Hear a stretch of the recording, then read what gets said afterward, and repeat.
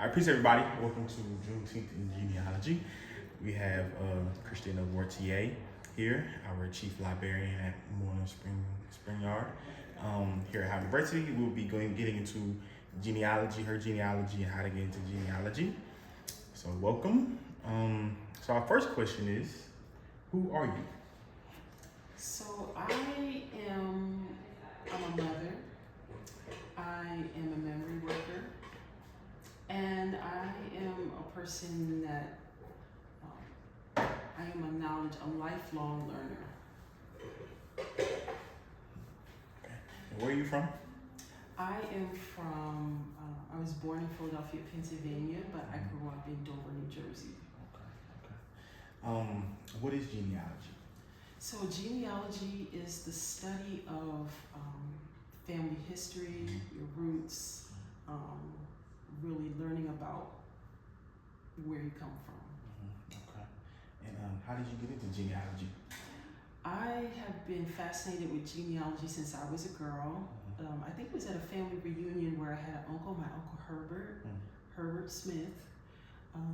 He would do family genealogies for the family reunion. And he created a tree, which has kind of become my family's crest. And in it, it showed my great-grandmother's mother, but the siblings and all of the people who came from that family. And he had found like in photos and different things of the family. And that always stayed with me, and I always had a curiosity about who were the people, who were these names on the tree, and how did these people's lives affect my own? And so studying history, learning about different events in history, but where was my family at those historical moments? I would ask my grandparents, like, where were you during the March on Washington? Where were you during all of these? And so that always, whenever I think about these different pivotal moments in history, I think about my family and how they were affected. That's interesting because even myself, when I get into genealogy, I'm always wondering, like, what were they doing in 1870s? Or, you know what I'm saying? Like during that specific time. So it's really interesting because that even brings you like further into genealogy, you know what I mean? Or even like just more interesting stories, you know? So that's really, really cool, interested in that. Okay, so do tell us your family genealogy and family history. Yes, so my mother's people, particularly on her paternal side, come from Aiken, South Carolina. And then that Augusta, Aiken, maybe even Beaufort. I was able to find a lot of documentation from my family during that time. On her maternal mother's side, that family comes from Halifax, Virginia. My father's people come from Danville, and so I'd always studied those areas and those places to try to learn more about where my family comes from and what their lives were like in these different places. They both were families that were a part of the Great Migration, and what were the stories of how they came north. I've heard a lot of conflicting stories sometimes, but going and doing your genealogy and looking at those records will verify a lot of the times what your family is saying. And Ancestry, as we uncover more of history, as a lot of these websites and the 10 Million Names projects, and they start to put more faces and pictures together to names, and they start to put the Black Press archives, the way that they're digitizing the Black press, is going to fundamentally shift what we think of and what we know of in terms of Black history. Okay. And in terms of your findings with genealogy with your family, what's the most fascinating story that you've seen or heard or orally, or even the most interesting thing that you found in terms of ancestry and genealogy? Yes, I have found a lot of interesting things, but probably the most fascinating happened here at Howard University. I started work here in November 2022, was hired as the rare books librarian of the Moorland-Spingarn Research Center. And when I started working here, I was extremely excited to be as helpful as I could, and I wanted to start looking through the faculty profiles to put names and faces together so that when people come in, I would be able to greet them and help them, and maybe even know a little bit more about their work and how I could help them in their research. I came across a picture and a name that looked very familiar to me from my work on tracing my family genealogy on Ancestry.com. Maybe 10 years prior, I had gotten an email from a genealogist, a researcher that gave me some hints about the spelling of one of my ancestors' last names. When I followed their advice and I changed that last name, it opened up my family tree. And I was able to find out about a part of the family that I didn't know much about because there had been a death in my mother's family. That genealogist turned out to be a professor here at Howard, Professor Dr. Dean James Davis, who had been a Spanish professor at Howard for 45 years before retiring. I reached out to him, and he was very excited to meet with me and came into the reading room. Hey, cousin! And it was a family reunion of sorts. And meeting Dr. Davis, I've been able to meet people in his family, other family members that he's been able to reconnect with through Ancestry. He has brought them into the center, and he's been able to share stories with me about people in my family that I didn't get to meet. My maternal great-grandmother was his aunt that he knew, and he would go to her house and she would tell him stories, and there are other people in the family that have different stories about her. But so he's able to share with me information about my great-great-grandmother. So it has definitely been a crowning jewel to meet him, but there have been a lot of ancestral stories that have been in a place like this because the Moorland holds a lot of memory of many of our families, whether it be connecting people with a lost book of poetry. There was a family in the district that had been searching for a relative's book of poetry for the past 50 years. And it turned up in the Sterling Brown book collection. Not only did it have the genealogy of that family, but it was also signed by their ancestor. And so this place holds a lot of ancestral intelligence. And so I would highly encourage everybody should be reconnecting. I feel like the ancestors want to connect with us. They've left pieces of themselves for us to connect with them. Oftentimes you could be surprised of, your relatives that are around you that you may not have known. If Dr. Davis and I had not had that exchange, I would never have known that he and I were related in that way if he weren't already doing his genealogy research and if I wasn't looking for those. So I feel like if you look, you will find them. And don't give up, because that family looked for 50 years and they were able to find this book of poetry by their ancestor, and it started to unravel so many other clues about their history. And I will also say that people should document their stories. We are living through world history moments. Take your oral history, write down, what did your family do in the pandemic?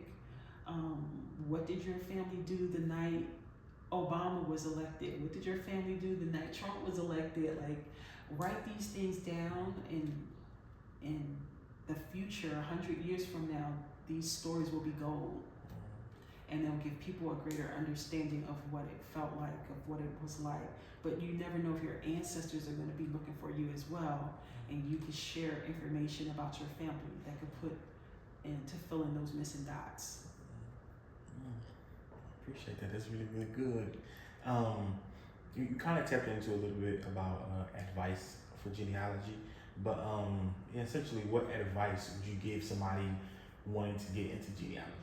So first, find your elders, talk to your elders, cherish your elders.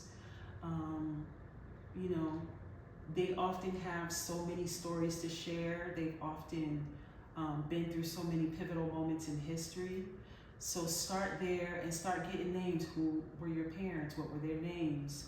Who were your grandparents? What were their names? Do you have any obituaries? Look for them old obituaries because they're often telling, giving you more information.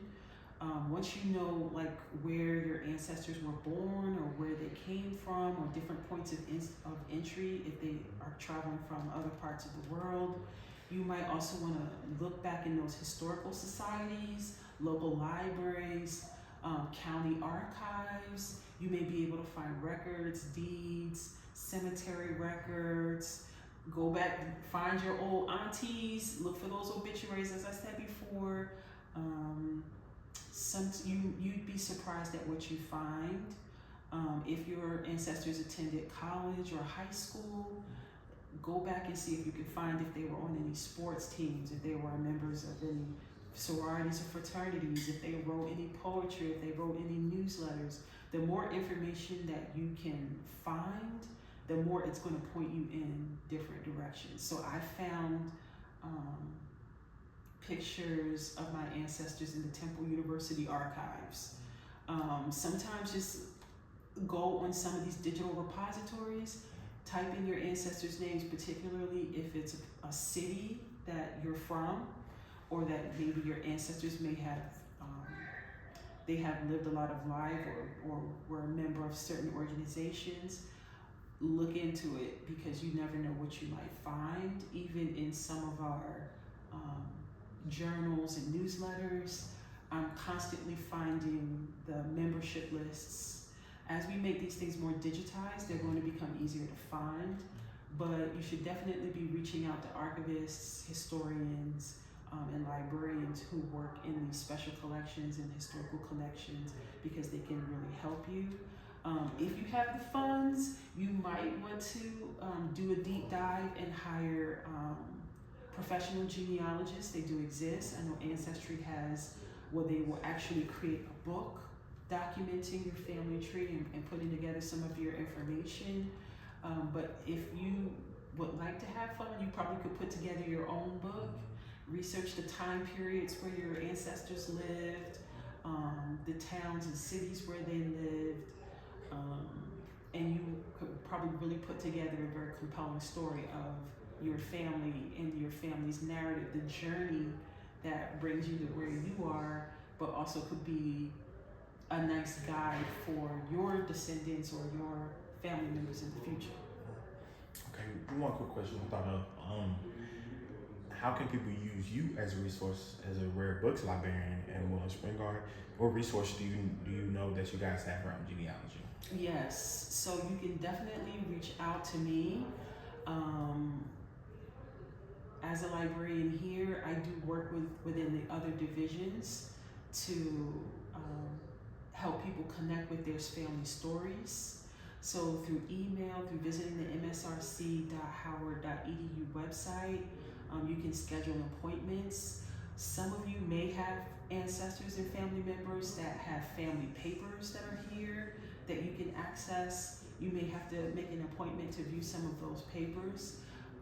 You may have family members that you would like their papers to get here so that they could be preserved and in our archive, in our state-of-the-art compact shelving unit.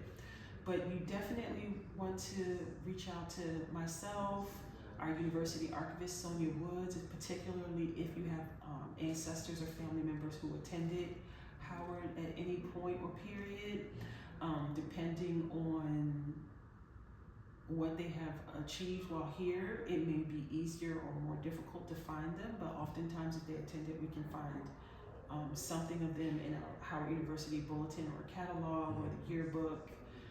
We have cemetery records here of people who lived in the District of DC, but we may have cemetery records from other places. We do have genealogical records. There have been historians who have done the work of tracing how the evolution of families in different places. So I know you have come and done some used some of our Texas genealogy histories. We have slave narratives. We have books pertaining to Afro-Latino and Afro-Caribbean cultures. The Black diasporic world, there might be information about ethnic and cultural histories and how they evolved, customs, languages, family names. The other day I found a genealogical record of Cameroon that was published in the 1930s. And so around the world, the ancestors have been trying to capture these genealogies and make them available. Technology is starting to catch up to make these things available, but there still is, it takes a lot of manpower, it takes a lot of machinery, staff, personnel, all of these things to get that done. So maybe it's not happening as fast as we want it, but it is happening. And the more we're able to connect with these stories, these genealogies, these resources, the more we're able to find the stories of and I'll share another story. So I reached out, I have an ancestor who was the pastor of an Abyssinian Baptist church in Philadelphia. His family is from Aiken, South Carolina, and there's a lot of name sharing in this particular part of my family.